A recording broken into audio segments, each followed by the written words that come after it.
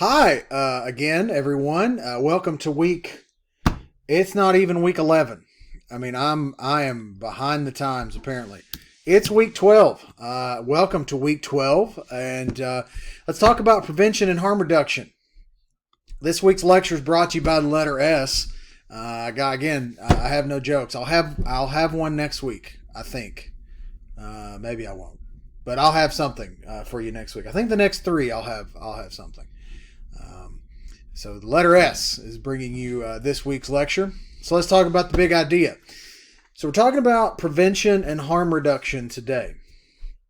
And harm reduction can be a little bit of a iffy topic. But no matter what section or subsection of this field that you go into, you will need to find your balance or find a balance between abstinence and harm reduction. More specifically, you will need to be well versed in both to effectively treat patients that you work with or clients or people that you work with. It's super important that you find this balance because if you are all abstinence based, then you may not be as impactful for patients as you would like. If you're all harm reduction, then you may not be promoting certain things when regards to abstinence. It doesn't have to be binary, is what I'm saying. The point is that you are well versed in all facets of what the gradient or the spectrum of recovery can be. Myself, I'm very, very pro harm reduction. I'm probably significantly more towards harm reduction than I am abstinence.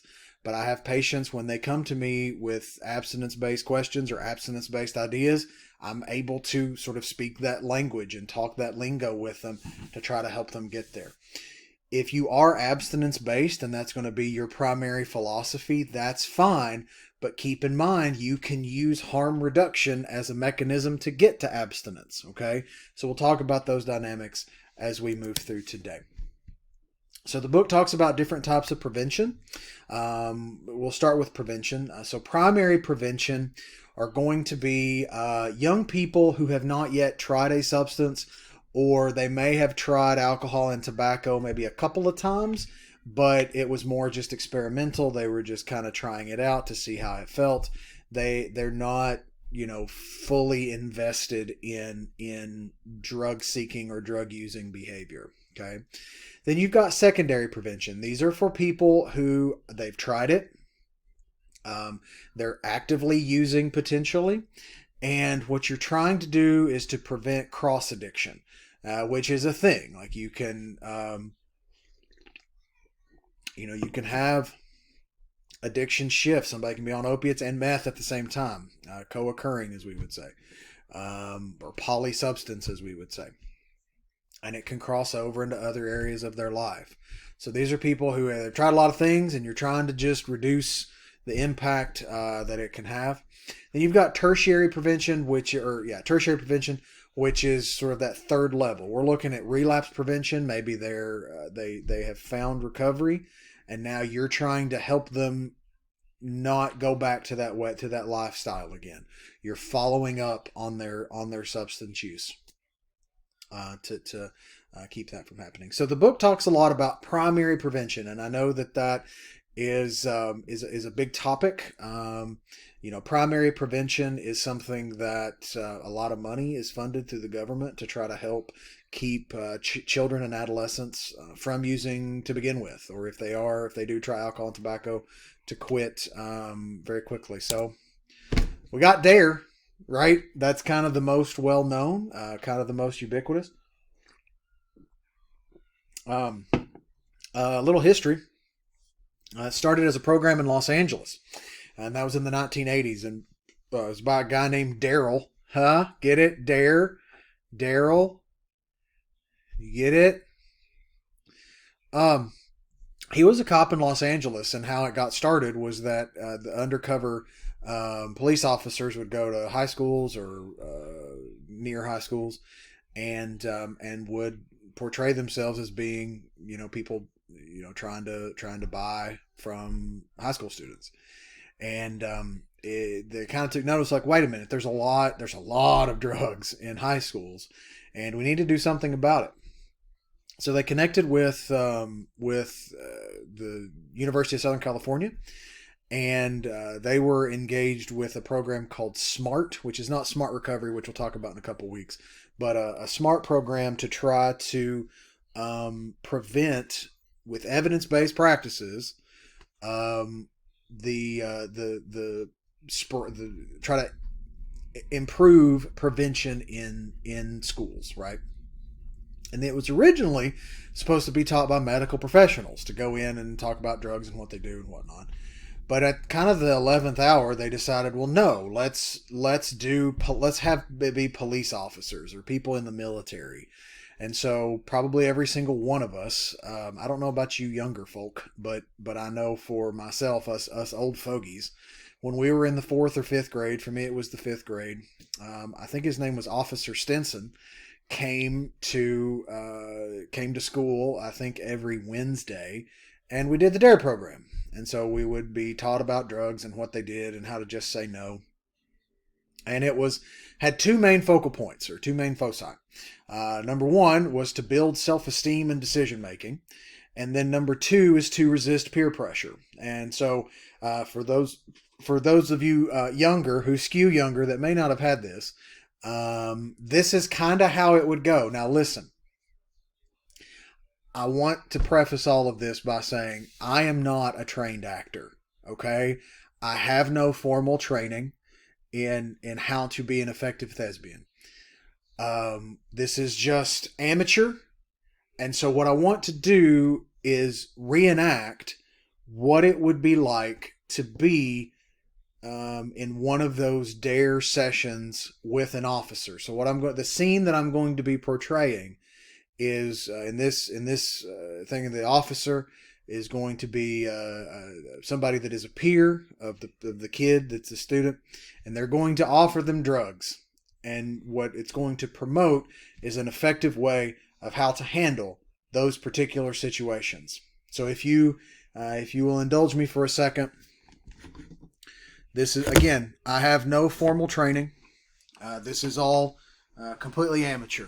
So let me fix my camera here. All right. If I'm on this side, I am the police officer, and if I'm on this side, I am the student. And again, if you would, please indulge in this reenactment of a DARE session.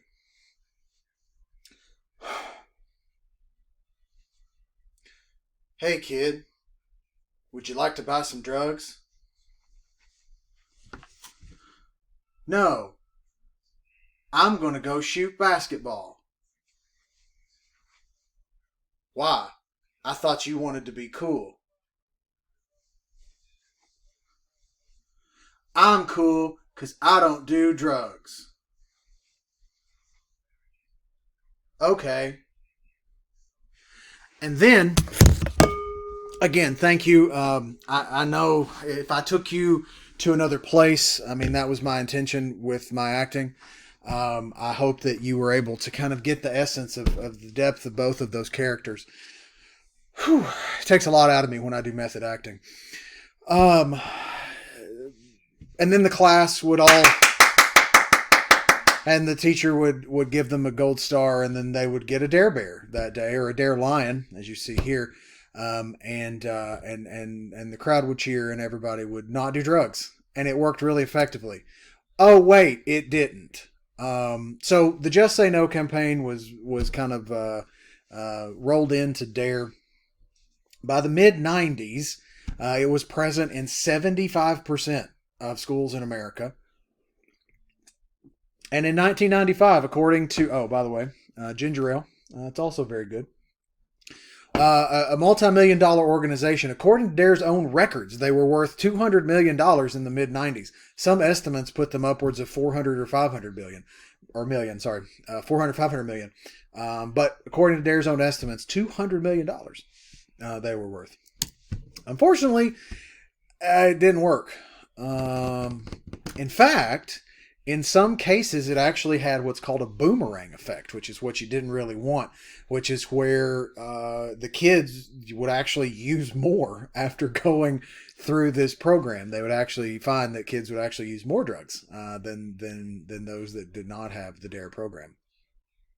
And if you think about it, for some of these places, especially if you've got police officers going in, where you have areas where there is a severe mistrust of police officers in general, or if you're presenting kids with something that's like, wait a minute, marijuana makes my world look like real life cartoons, sign me up. That they're now exposed to substances that they otherwise didn't know existed, and they may start to use. Also, they would do little cutesy things like this pencil thing, which it was an actual thing. There was a school system that gave out these pencils to kids and found that when they sharpened them, look at what happened. It's not what you want, right? So they actually had to recall like 10,000 pencils or something like that. And here was the problem. They thought, mainly parents, thought that by simply telling kids not to do drugs from a police officer, they would then not do it. But that's I don't know if any of you were teenagers before. I know I was. If authority tells me not to do something, that's going to make me want to do it. My mom can attest to that. So you got kids, especially if there's in areas where there's mistrust of police officers.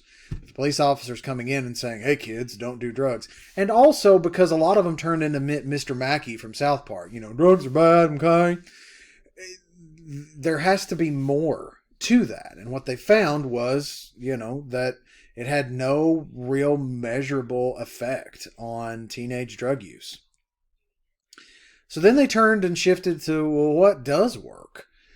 And this is what DARE is doing right now, or what DARE has morphed into. It's called Keeping It Real, where they talk about refuse, explain, avoid, and leave. It's promotion of decision-making skills. So they're talking with them, they're speaking with them and helping them learn how to process through problems other than just say no. How do I deal with some of this stuff? Rather than going through the different types of peer pressure, well, what if I'm realistically put in one of these scenarios? What can I do? What can I do? I like, if you can see it, define, assess, respond, and evaluate. These are all decision-making skills, and that's learning how to process through problems, how to deal with, what happens when your best friend offers you drugs. How do you manage that? They learn that interactivity is best, and focusing on evidence-based practices. One of the things that the DARE organization came out when they were under attack was like, oh, it's cool to hate on DARE. No, dude, the science is out there saying DARE's not working, or it's showing no measurable effect. And that's sometimes difficult when you're in these positions to be able to say, okay, this isn't working. What do we do? Because that's an admission of failure. We got a hard time doing that here in America. That was a personal aside. But there's tons of resources on SAMHSA's website, or the Substance Abuse and Mental Health Services Administration. And I'm going to link them. I'll link a PDF on Canvas. There's tons of resources that are evidence-based and really effective. So it's important for us to remember that, especially when we talk about prevention, we talk about abstinence, or we talk about harm reduction, it's not, this is the one way. There are multiple ways. Much like when I talk with patients, there's multiple ways to recovery. There's multiple ways to prevention. And what works with one is not always going to work with others. You have to be able to be adaptable, to know your constituency, to know what's going to work best for them, to know the people that you're working with, okay? And have a number of different things. We talk about a therapy toolbox, or I talk about that with my therapists that I work with, and even the case managers. Have a toolbox of stuff. It's like going fishing. When you go fishing, you don't take one type of lure. Oftentimes you're going to take multiple lures for multiple different situations to catch multiple different things. If you stick with one, you'll catch some, but you're not going to be as effective as you otherwise would. So having a toolbox is perfectly okay. Okay. So that's prevention. Now let's talk about harm reduction. So we got a few things that we're looking at with harm reduction. Now, mainly I'm going to be looking at opiates, but there are other avenues that we can look at, but really going to look at opiates or anything with injectables. So we have a syringe or a needle exchange program. Harm reduction, I'll take a step back. Harm reduction is really about keeping people alive. it goes under the assumption, number one, people are going to use. Like, you're not going to stop drugs. That as long as there are drugs, there will be drug abusers. And as long as there are drug abusers, there will be drugs to be abused. And so because we know routes of administration, if they're going to use, how can we reduce the harm that is caused when they use? So given the fact that they're going to use, and especially if they're going to be using needles, how do we reduce the harm and spread of blood-borne illnesses or blood-borne pathogens? Okay, so if they're going to use heroin, how do we reduce the rate of HIV/AIDS? How do we reduce the rate of hepatitis C? How do we reduce the rate of infections just in general? What are the strategies that we can utilize? Okay, how could we make it healthier for them to use? Again, given the assumption that they're going to use, and they are, how can we make it? An example is look, sorry, kids are going to have sex, right? Teenagers, young adults are going to have sex. Boy, in this blissful world, if abstinence was a thing, they're going to have sex. So in the event that they do, how do we reduce the harm? How do we educate them on the risks? How do we give them access to resources in the event that, they have an unwanted pregnancy? Those are the things that really work. If you look in the areas that have Planned Parenthood, teenage pregnancies are lowered significantly because kids are going to have sex. Same thing with drug use. Drugs are going to be used. Drugs are going to be abused.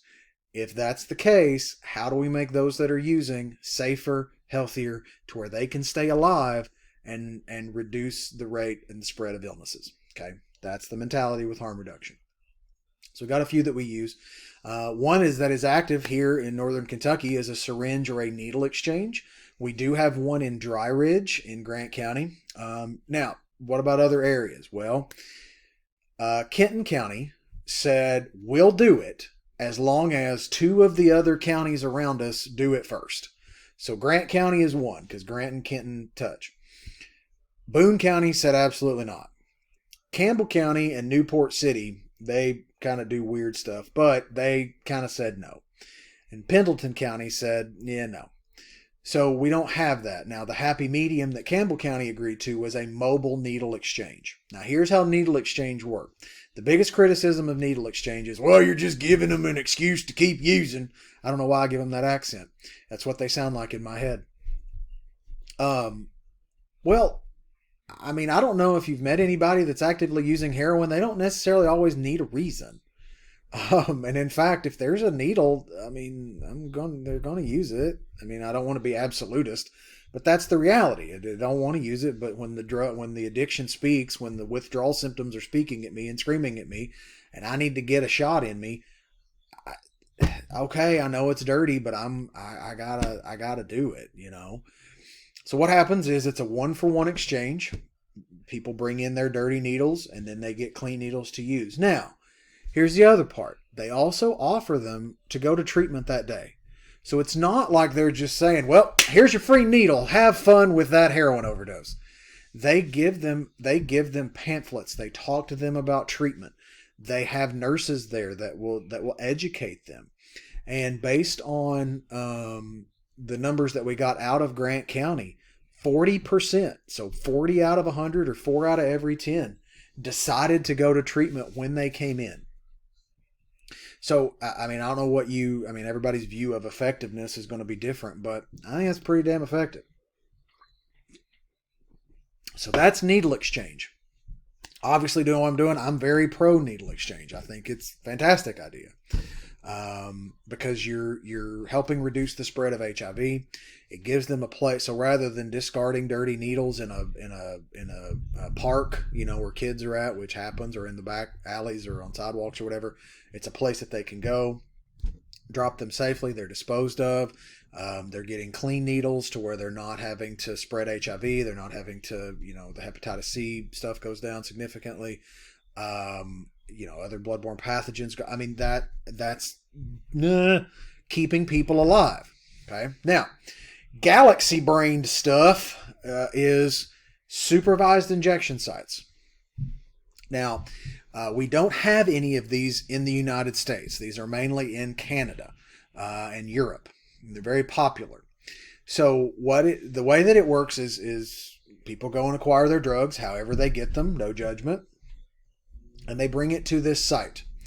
And it's, as you can see, it's actually a two-way mirror kind of thing. They can't, they're not able to see who's on the other side, but there's a nurse on the other side. There's actually, you can kind of see a little bit, there's a nurse kind of behind them, but there's also a nurse on the other side of that glass that is there to help them in the event that there is an overdose. Well, I'll take a step back. They actually test the substance first. So when they bring it in, they can test to see, what is this? Is there, like, if you think you're getting heroin, is there fentanyl in this? If so, how much? Because that could reduce an overdose. Is it cut with anything else? Is it as pure as it's supposed to be? Are you at risk for an overdose if you use this? And then they will be there to supervise them. Now here in this one, it looks like they're actually administering it themselves. There's others where the nursing staff will actually administer it to you, or to the person that's using. And then in the event that there is an overdose or a medical emergency, they have a clean needle. It's sanitary, everything's sterilized, and they use it, and then they go on about their day. Again, they're also offered treatment. They're also offered services. When they're ready to quit, all that stuff is there. And to date, across the world, no deaths have been reported as a result of supervised injection sites. So there's a lot of positives, again, going with the assumption people are going to use. How do we make it safer? How do we ensure their safety and the community's safety? Now, again, other galaxy brain stuff. There is a place in Newport, which I will leave it nameless, but that you can go and ask for a rose, and you will get a crack pipe, and it's a glass crack pipe, which obviously glass shatters. Well, this is in Canada. Those are plastic, but they're heatable. Normally plastic melts, but these don't.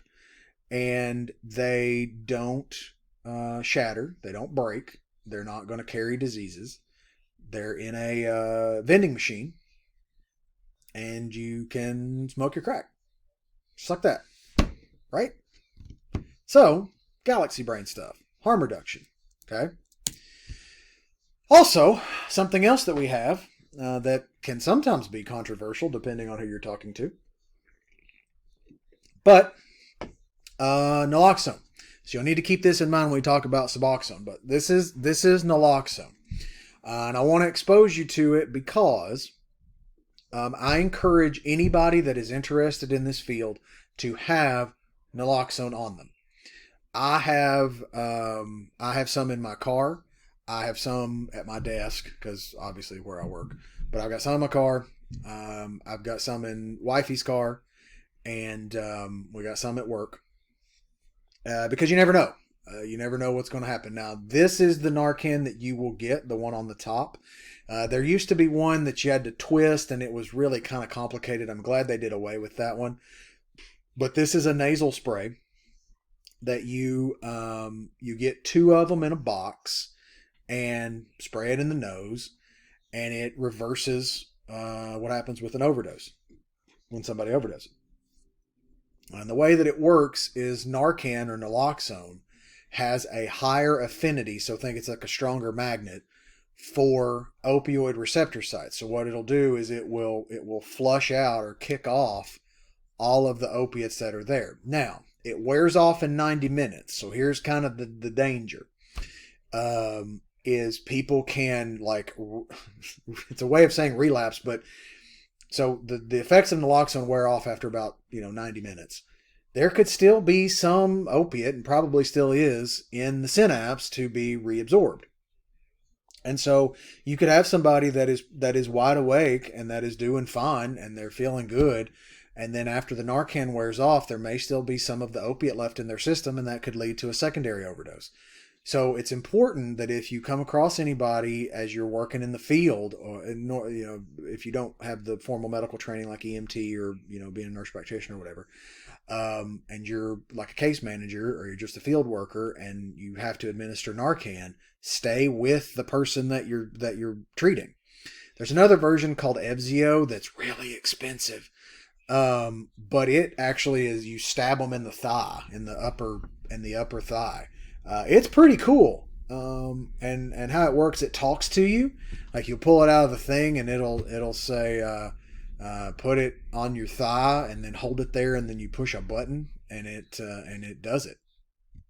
But it's really expensive. But the Narcan is not as much. It's covered completely under Medicaid, and if you have commercial insurance, it's about $100. But I mean, that's worth saving somebody's life, So we want to try to do that. I'm going to link the Narcan video on how it's used and what you do with it, because I do want you to have exposure to it. I do think that it's important to know how it works and what it does, because you will probably be exposed to it in some way. And you may even have to use one. So it's important to know what it does and how it works. Kind of the last note about harm reduction in clinical practice. When you're working with patients, abstinence might not be the goal. I mean, that's the long and short of it. Sometimes I've got patients where they just want to go from drinking 7 nights a week to 3 nights a week. And that would be enough. They want to go from drinking a whole bottle of wine to a half a bottle of wine, or maybe a fourth of a bottle of wine. That's a goal. Reduction of a behavior is a goal. It's important to remember radical acceptance. You may have learned in some of your other classes the idea of unconditional positive regard. We accept patients no matter where they're at in their journey. We meet them where they're at. That is what we do, whether you're a nurse practitioner, whether you're an EMS worker, whether you are working as a case manager, or whether you're just filing papers for some organization. You meet patients where they're at, because each person is deserving of that respect. And while we may be a little bit uncomfortable with the things that they tell us, we still have positive regard for them. We may disagree with their stance on things, but we still have positive regard for them because it's their care. We're here to facilitate the best possible care that we can for each of our patients. And so while we may think that complete and total abstinence is the only goal or what they should be striving for, maybe that turns them away from treatment or may even drive them deeper into their addiction. So it's important when you're working with patients, please treat them with unconditional positive regard and radical acceptance. I don't care where you're at. I don't care what's been going on. Let's pick up and let's go, right? Patients will come to me and they'll feel a little embarrassed because they had a relapse. My answer every single, okay, you're alive. Let's keep working, right? Because recovery is not linear. It's a process, like the stock market. It's going to go up, it's going to go down. We keep working on it. So it's going to be important for you as you get into the field and as you work with patients and as you work with people, continuing to be unconditional, positive regard, radical acceptance. If they're drinking every single night and it's creating tension, but they think that they could do once a week and that be okay, that's their goal. Fine. Let's work on how we get there. And maybe in the process, they make the decision, hey, maybe I'm done with drinking. Same thing with opiates. I mean, we would think, opiates are going to kill you. You realize that, right? If they're using every day, maybe they want to go to every, 2 days a week that they're using. How can we help you get there? And then in the process, we find that, okay, I think I can probably give this up completely. Awesome. Whereas if we start hitting them with, gotta quit, gotta quit, gotta quit, gotta quit, gotta quit, that could be overwhelming to them. We're going to talk about medication-assisted treatment in a couple of weeks, and that can kind of bridge that gap a little bit. But abstinence may not always be the goal, and that's okay. The goal is to keep them alive until they're ready to make that commitment to a lifetime of healthy activities and healthy living. Okay? So that's all I got for this week. On to week 13. We got a discussion board this week. We'll be doing screening tools for assessments next week. It's also WrestleMania week, which is my favorite week. I'm going to put a bonus video up on, it'll be next week, about a wrestler who struggle with polysubstance abuse. Also, WrestleMania 13 is when a guy you may have heard of named Stone Cold Steve Austin came to the forefront. He had a submission match with Bret Hart, and it was kind of awesome. And that was kind of his first, like, hey, I'm here. And then he became the biggest wrestler that we've ever had, probably outside of Hulk Hogan. But I would probably go with Stone Cold Steve Austin. Anyway, I love wrestling. Have a wonderful week. And reach out to me if you got questions or whatever. Otherwise, talk to you soon. As always, what am I doing? Canadian Geese, which you've probably seen more of, are existence of the definitive proof of the existence of evil. Live Mahalo. I'll see you soon. Bye.